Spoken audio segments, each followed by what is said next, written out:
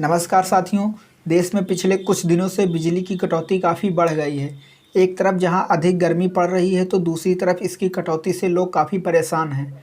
आपको मालूम होगा कि इन दिनों चीन में बिजली की इतनी कमी हो गई है कि वहां के लोगों को पानी भरने के लिए भी बिजली पर्याप्त मात्रा में नहीं मिल पा रही है, क्योंकि वहां पर कोयले की कमी आ गई है।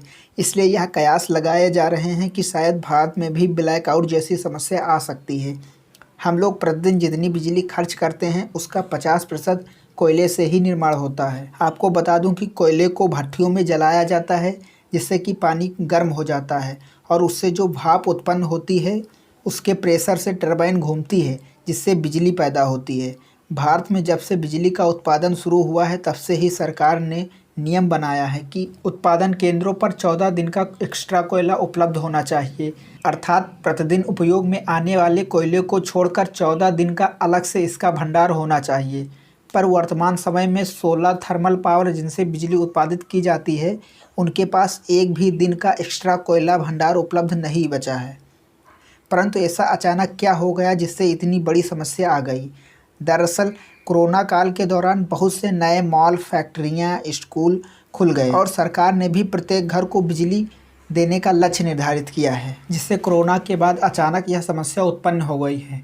बढ़ी हुई बिजली की मांग को पूरा करने के लिए स्टॉक में उपस्थित कोयले को जला दिया गया, जिससे कोयला अचानक कम हो गया है। देश में 45 थर्मल पावर ऐसे हैं जिनके पास केवल 2 दिन का ही कोयला उपलब्ध है। जिन थर्मल पावर के पास 0 दिन का स्टॉक उपलब्ध नहीं है, अर्थात उनके पास एक भी दिन का कोयला स्टॉक में उपलब्ध नहीं है, क्या वे बंद हो गए हैं? नहीं।